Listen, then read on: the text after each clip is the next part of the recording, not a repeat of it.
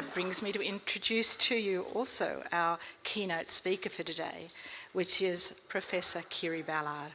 And Kirrie is basically the communications and science, works at the Communications and Disorders Clinic at Sydney School of Health Science at the University of Sydney. She's a world-renowned researcher and clinician in speech disorders. She has worked overseas in rural USA and in rural Australia as well. She brings with her a wealth of experience with her and is also part of the ongoing research, which is so important for us to continue to find answers for this incredibly isolating issue that affects people associated with stroke. So I'd like to invite Kirrie up to the podium. Kirrie will speak and for about 35 odd minutes, and then we will have some time for questions.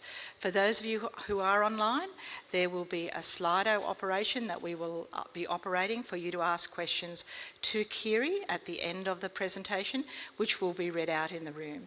So I would like you to start working out your questions as we're going through the presentation, but it gives me great pleasure to invite Professor Kirrie Ballard to the podium. Thank you.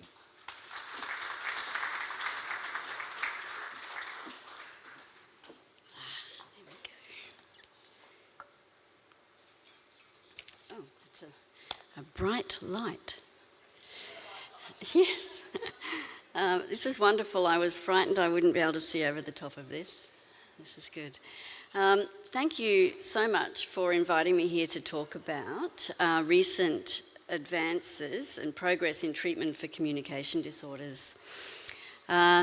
Usually when a person experiences communication difficulty after stroke, they hear the word aphasia, difficulty processing, producing words and sentences, organising their language to tell stories, have conversations. They may also hear the term apraxia of speech, which is difficulty controlling the mouth or the voice to produce clear and fluent speech. Today I'll show you several reviews that have been published that summarise the studies on aphasia and apraxia of speech. And these reviews tell us what works best in treatment and where we need more research. But first, I'm afraid I'm going to follow Michelle and pay tribute to one of the greats in the world of aphasia research, Audrey Holland. Audrey Holland passed away just last month.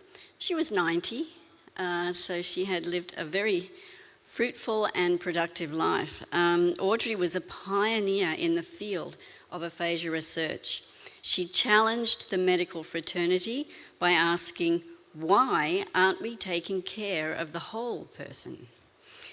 She was foremost, she advocated for improving quality of life, and her legacy is seen in almost all the treatments that we have for aphasia today.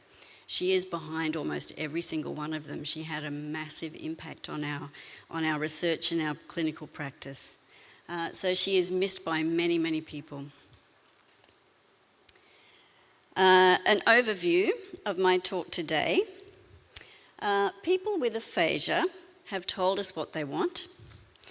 So we'll consider how our current treatments match what people want, how much treatment is recommended now, what affects the treatment success, and we'll talk about some specific approaches to treatment and then where to next. So in 2011, Professor Linda Worrell at the University of Queensland asked families with aphasia what they wanted most. And they identified that first and foremost they wanted rehabilitation, and they wanted to communicate more than basic needs. They wanted their therapy to focus on real-life communication. They wanted more information about aphasia, and they wanted more speech therapy. They weren't getting enough. greater control and independence through better communication, dignity and respect, and engagement,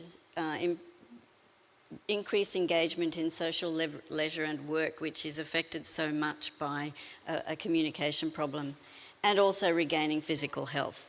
So we'll have a look how a lot of what I'll talk about today is whether we have managed to address the things here that are specific to communication. These things: rehabilitation, real life, more speech therapy, independence, dignity, and engagement. So, as probably many of you know, there are interventions that we have for talking that focus on language, and that is finding the words that we want. This happens to all of us, unfortunately, but obviously is much worse if you have aphasia.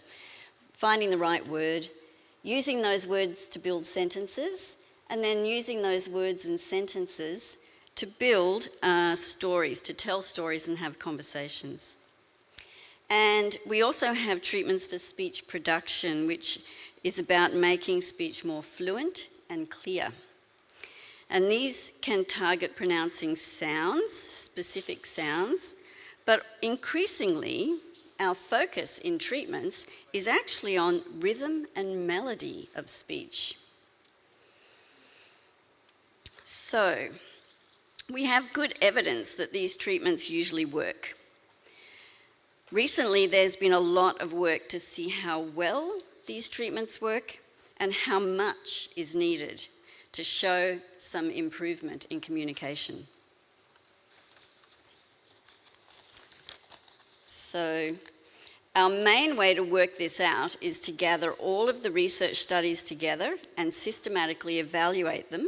And these are called systematic reviews, and they get published in the literature. They provide clinicians with evidence-based guidelines for their practice.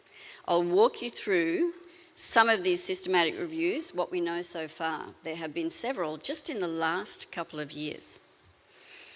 So in 2022, this systematic review was published describing how much treatment is needed to show improvement in communication. Not to cure it, but to start to show noticeable improvement. And the study was done by a global group of clinicians, but centred in the United Kingdom. And they've done quite a lot of work in the last few years, the RELEASE collaboration. And what they found 25 high-quality studies. There are many, many more studies, but they only selected what we call randomised controlled trials, where the highest level of evidence, the best quality studies. And these studies had almost 1,000 people in them. And in these studies, people showed greatest improvement in their overall language, so their understanding and their production of language, and in functional communication, so using language for activities in their daily life, and in comprehension or understanding. And the greatest recovery was seen when the treatment was frequent, tailored to the individual, targeting both understanding and producing language, and importantly, probably most importantly, when home practice was prescribed and completed. They're two different things, yeah. But, sorry, that's quite low down. I hope you can see that. But the intensity and length of treatments was higher than what most clinicians are providing around the globe. So it's very rare in a clinic to get the high intensity that is recommended. And this is the recommendation to show noticeable, meaningful improvement. 20 to 50 hours of therapy in a block, doing that 2 to 4 hours a week, and if you have problems with comprehending or understanding language, you actually need to do more like 9 hours a week, and 3 to 5 days a week. So it's almost like doing an exercise program.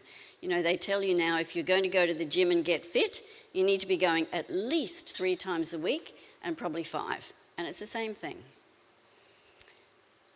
Now, of course, a lot of you are sitting there thinking we can't get to a speech pathologist, let alone afford one, right? 5 times a week. So how do we do that? It's quite a challenge. The therapy focus they looked at that as well, and the therapy focus controlled where the improvement would be, which is sort of logical. So when therapy focused on both receptive and expressive language, so understanding and producing it, overall language improved and functional communication in daily life improved. When therapy focused on finding words improved. When therapy focused on using language in daily life, that's what improved. And when home practice was prescribed and done, overall understanding and producing language and functional communication improved. And what this tells us really is that probably we should be doing a bit of everything. Okay. So they also looked at age. What for those of us getting a bit older, is it different?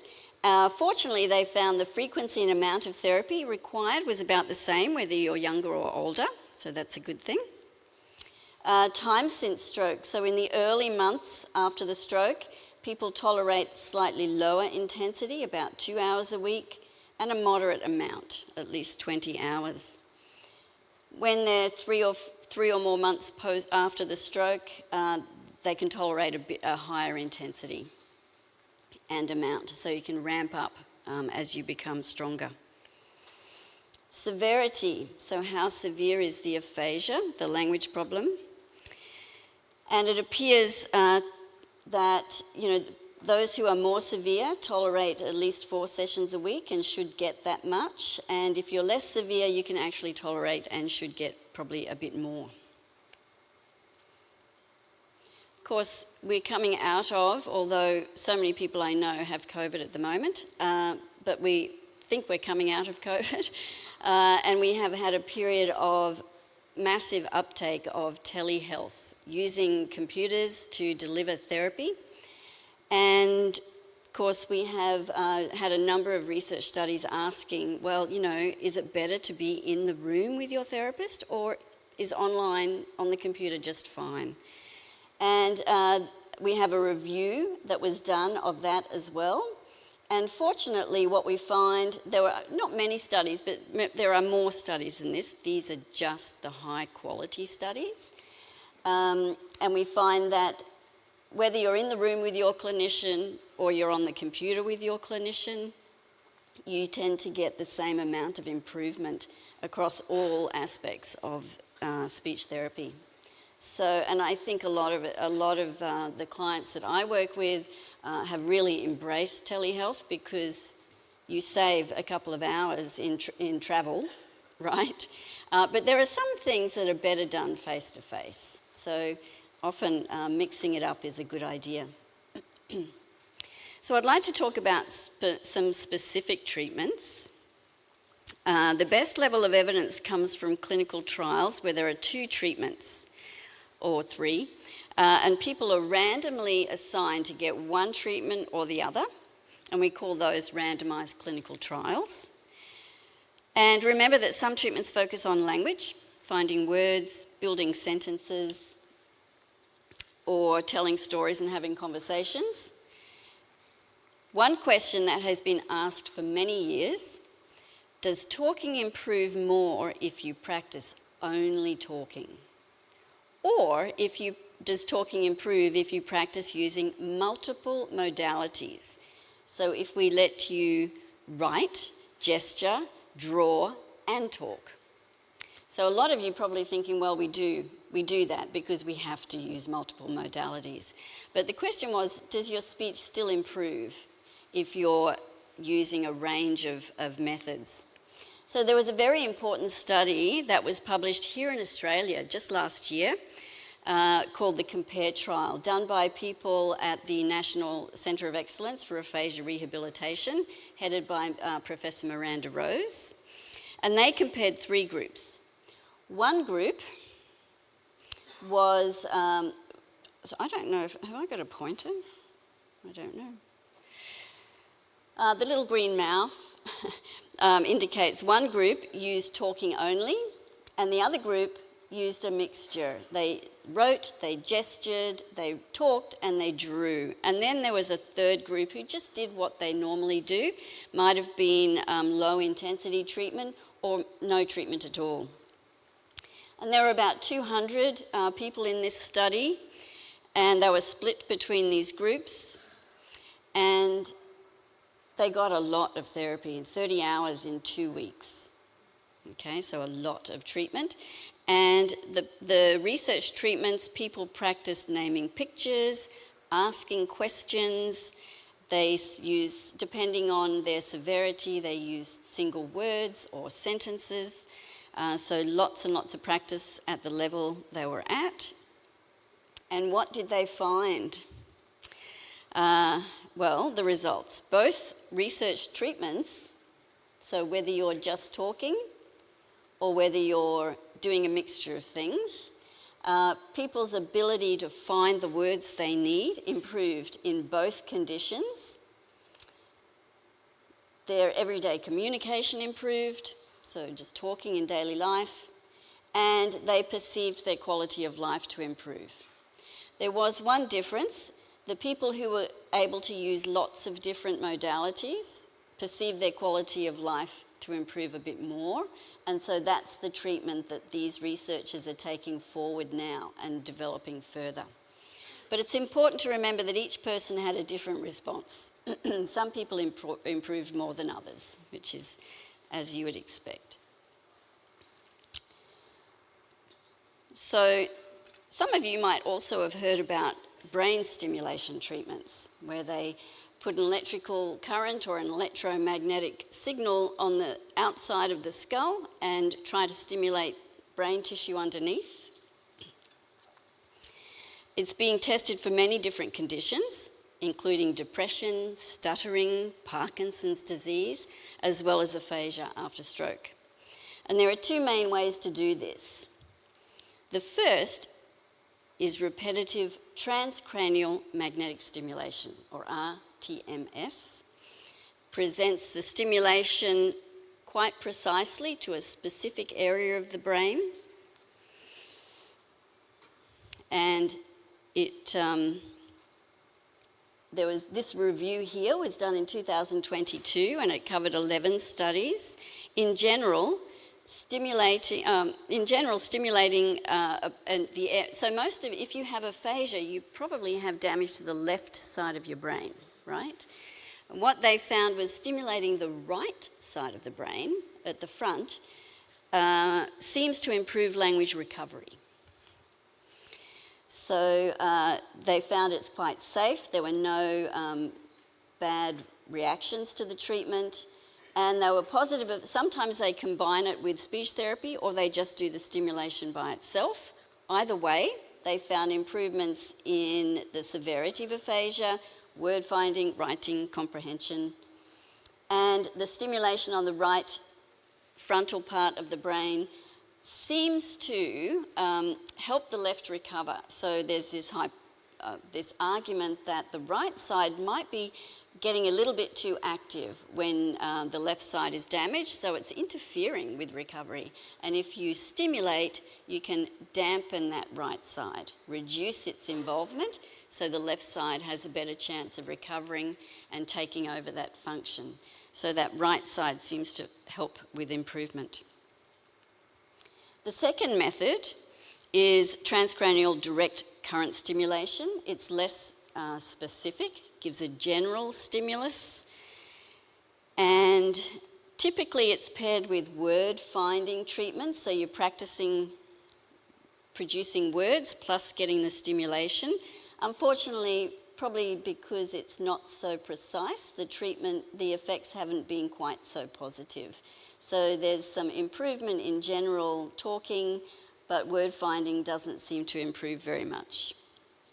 But it's early days, people are still playing around with that. So let's turn back to treatments that focus on speech, your fluency and your speech clarity. As I mentioned, there's been a shift towards treatments that use rhythm and melody, which is fun, right? Much more fun than practicing speech sounds, pronunciation. These treatments are usually for people with non-fluent aphasia. Some of you might have heard non-fluent or broker's aphasia, and also apraxia of speech. So where speech is effortful, disjointed, slow, and you may have grammatical errors. Traditionally, speech treatments worked on pronunciation to make the speech sounds more accurate and the speech more intelligible, but we've discovered this rhythm and melody, a lot more fun and seems to be very effective. So there were 2 reviews in 2021 and 22, and these ones evaluated something called melodic intonation therapy, where you hum and add a sing-song character to as you practice your speech and gradually become faster and more natural. And the reviews tell us that, this is usually done with non-fluent aphasia, and these reviews tell us that, functional communication does improve the amount of talking, and word finding gets better. And people get better at repeating sentences. That's not a very useful skill, though.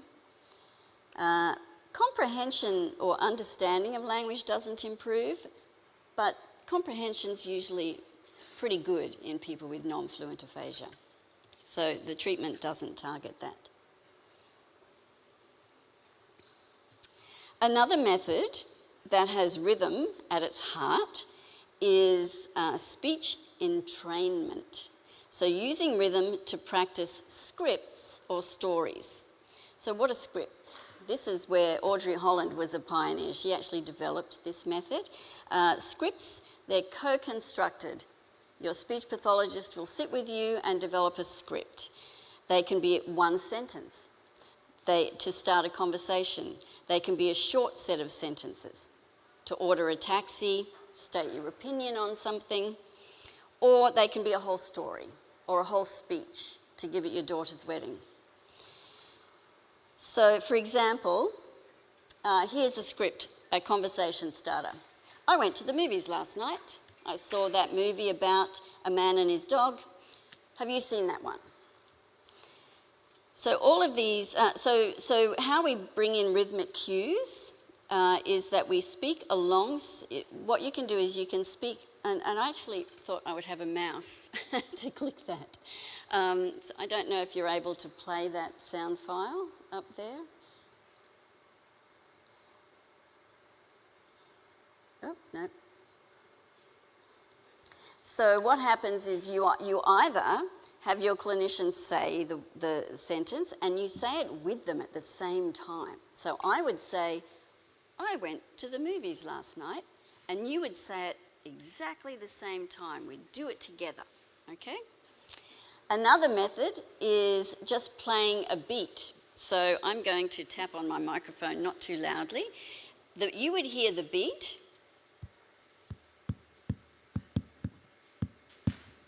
and then you have to talk alongside. I went to the movies last night. So it's giving you a rhythm to follow. Both of these give a rhythm. The other method is where you have the person's mouth, the clinician's mouth talking, and you can hear it, and you talk along with it. And then the other, you can extend that then to having a conversation.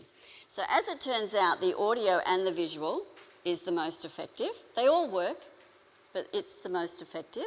And we now call this video implemented script training for aphasia.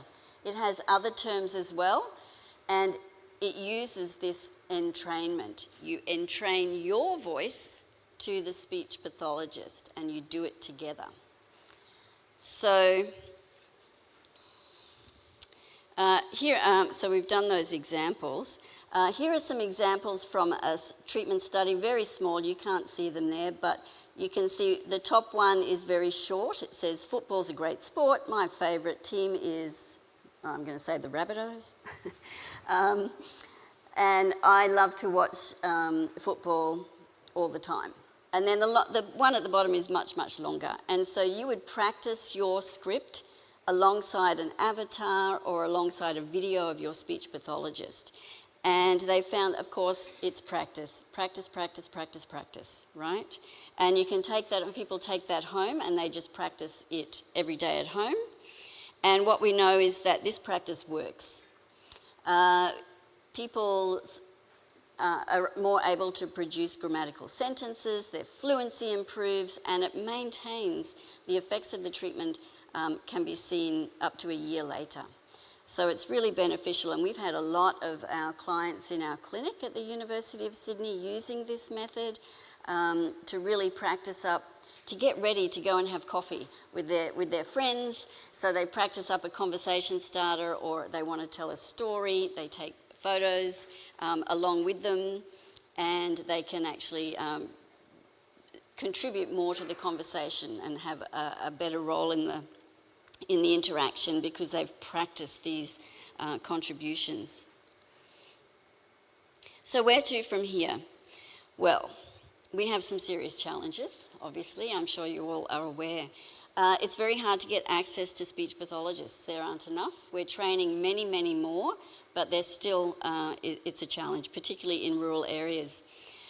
Funding for such intensive therapy, it will never happen, right? It's too expensive. Most people will get, some intensive therapy early on, and then it dwindles. But it has to keep going. We know that it has to keep going.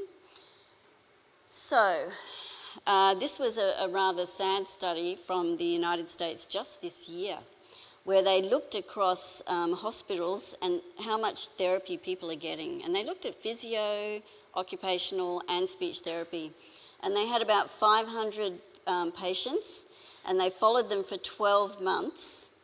And what you can see here are these blue bars. The third one, the biggest one, tells us that 60% of people who had a stroke did not get any therapy in the first 90 days. None. It makes me a little bit angry. That rehabilitation therapy during the first year of stroke recovery is low overall, and approximately a third of stroke patients do not receive any therapy during the first year of stroke recovery in the United States. But I know that we have a problem here as well. So, there are three key elements for moving forward. In my opinion, self-efficacy, taking ownership and control, and advocacy. So self-efficacy. Families want and need direction on what rehab to do, how much to do. We've got some evidence here from the literature.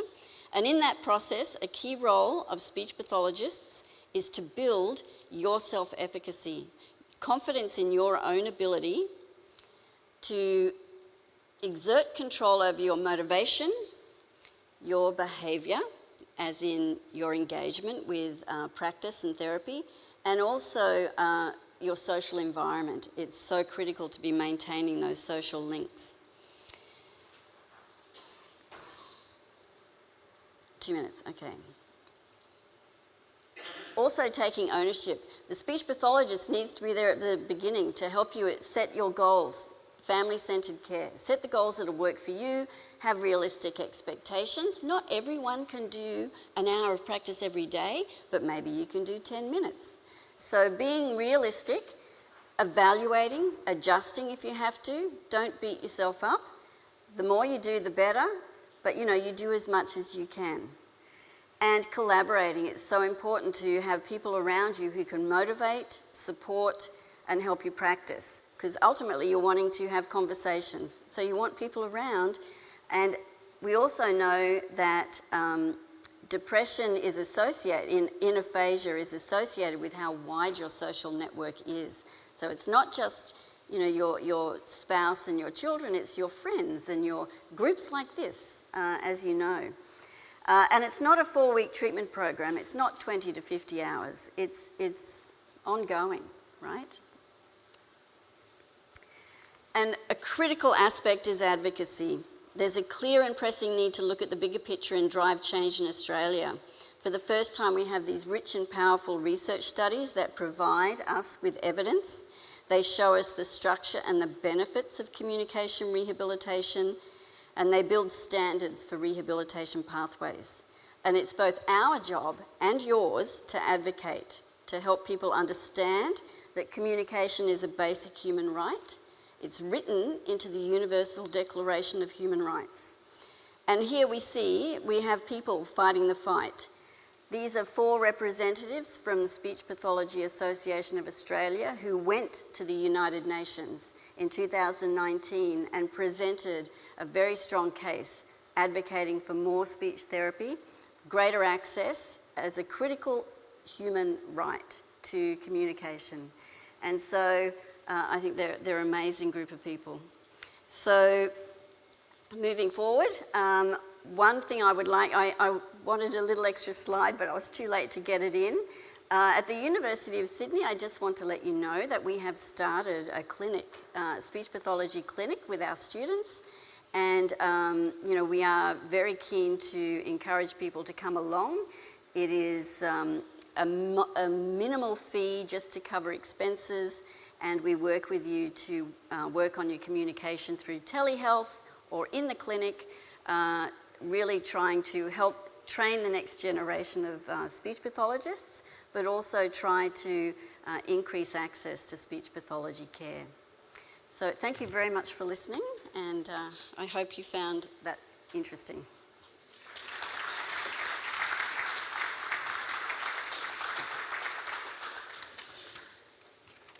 Yes. We might just open it up for questions now while we have Professor Ballard with us. We have 10 minutes for question time, so if we could have some questions from the floor. I'm going to start off. What an excellent presentation. Thank you very much. And wasn't it lovely to see that some of the studies that you as our members, the Compare one in particular, has been advertised for you to participate in. So you can see that when we do put out those research invitations to you, that they have implications not only for the work done by the clinicians in Australia, but also by the clinicians done worldwide. So pay attention and get involved if you can. But my first question to you, Kirrie, is do we have any of those brain stimulation processes available in Australia? That would be a good question. We do have them available, but mostly I think it would be rare to see them in a speech pathology clinic, but they are available at universities, typically in research studies. So they are around, although the more general stimulation one that didn't seem to have as strong effects, they're actually available on the internet.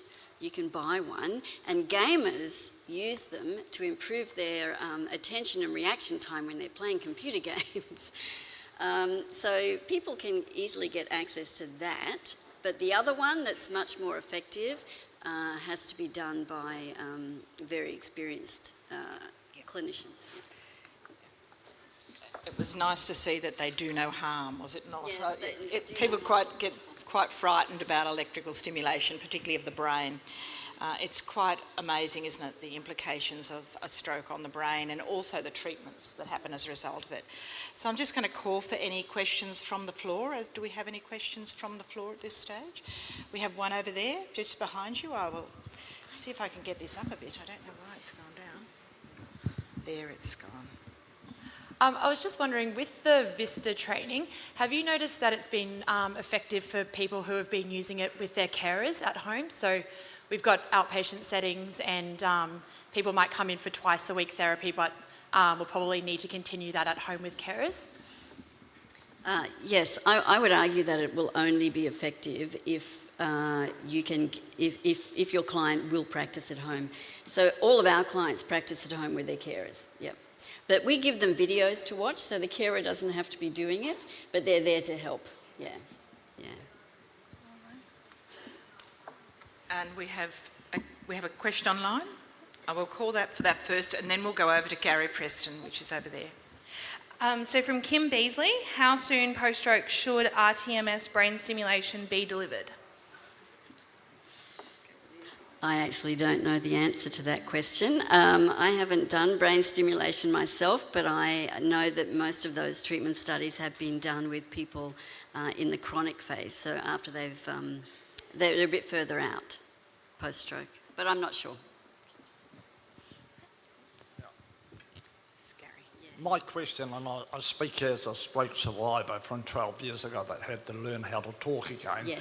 My question is, I remember at the time, it was very hard to get speech therapy. I was lucky enough to be in Balmain Hospital and got the speech notes from the speech therapist. Said practice these at home, so I practiced them in the backyard every day to try and get my words out.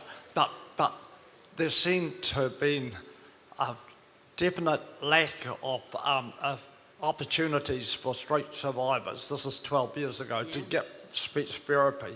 And believe me, it really helps. I just got on the phone and rest hospitals, and the way I can get out my words to get myself into speech therapy. I'm wondering if there's, is there representation to government to try and improve funding for speech therapists? Yeah, it's still an issue, and there is, the Speech Pathology Association is very, very active, but there have been a lot more institutions training speech pathologists, so there are more out there. Most of them seem to be going into private practice. The NDIS has stimulated a lot of private practice. But of course, you can't use the NDIS unless you're under 65. So it's a huge problem, and which is why I sort of encourage you, yes, you need to try and get that first contact, particularly in the hospital, get set up with knowing what to do and how to do it. But then it's almost like, learning to play tennis, right? You have your sessions, you learn how to do it, but then the key thing is exactly what you did, go away and practice. And we have good evidence that practicing by yourself or with your family is highly effective and is necessary, right? Because that's how you're going to get better. Just like you don't have, 3 hours of training with a coach for tennis every single day. You get a lesson once a week and then you go away and practice, and your improvement is associated with how much practice you can get done. But it is a serious problem, and we've been working on it for many, many years, and I don't know how much progress we've made, but hopefully some. And I'd like to put in a plug at this stage for our stroke recovery clubs, which do give people the opportunity to practice their speech in a safe environment. And the other wonderful, development is choirs, and the association sponsors 2 choirs, the Brainwave choirs and our Keystrokes choir, and you're more than welcome to join any of those. But we also have our online choir. One of the great joys of my life is every time the music therapist goes on leave, that I get to take the online choir. It's such a fun thing to do, and it also is great for speech. Okay, so that's my plug for this morning. Any other questions from the floor?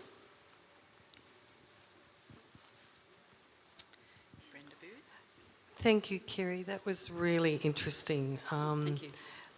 And learned new stuff that I didn't know about the brain stimulation. So that was fabulous. How best, when a person's got communication issues and their family supporting them, how best can they advocate for more speech therapy? Is there a better way to go about it? Tips, tricks, all that sort of stuff? Yeah, I think certainly organisations like this, for example, can be really powerful. Sometimes the most progress is made from the grassroots, right? When people really raise awareness. We have had a little bit of awareness boosting recently because of some prominent... The thing about aphasia is when people get aphasia, they sort of disappear out of public life. And so many people still don't know what aphasia is. But we've had Bruce Willis, who did not come out and talk himself, but his family did. And there was someone else as well recently who declared. So, I think it's things like that really just bring it to people's awareness. And the advocacy of the Speech Pathology Association is absolutely critical. They're constantly lobbying government. But ultimately, if everyone sits quietly and Speech Pathology Australia says it's really, really important, but no one's making a big noise, government says, well, no one's complaining. So it's that catch-22, if you have a language disorder, you have difficulty communicating that, and therefore your voice isn't heard. So,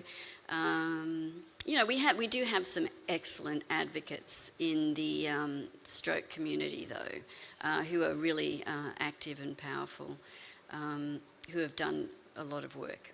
Yeah, it's slow to change, and whenever it involves money, it's hard. And having aphasia is not like falling and then having to go into hospital. If something causes dollars to be spent in the hospital, if you have to go to hospital for it, they suddenly perk up and go, whoa, we need money for that.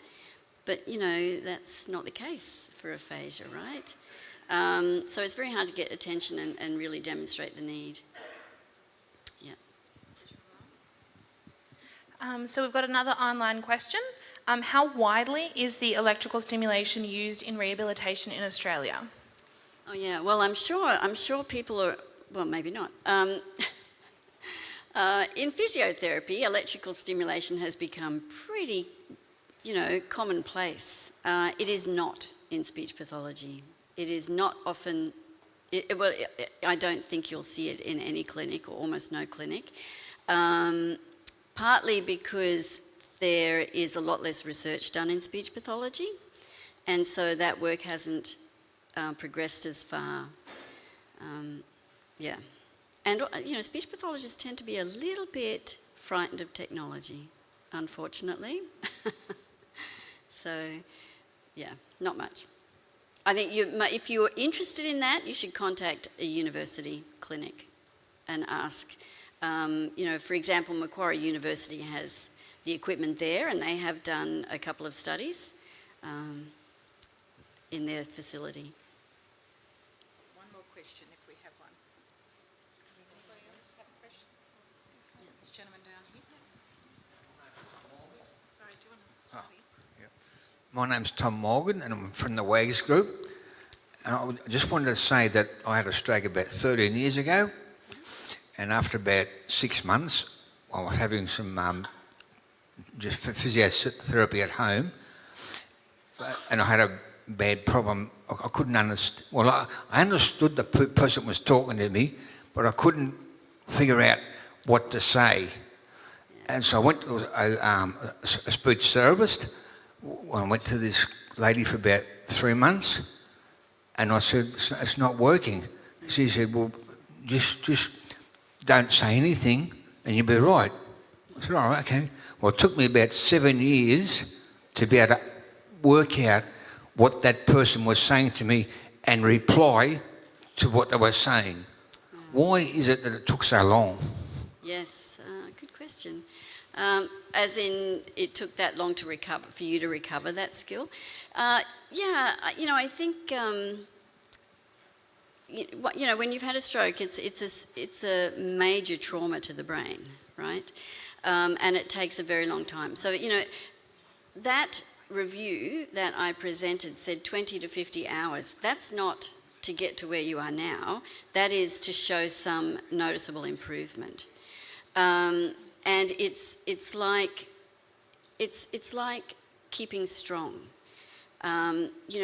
If you go to the gym for 3 months and then you stop going, you'll get weak again, right? And so it's something that you have to be doing continually, and it takes years, and it's slow. Yeah.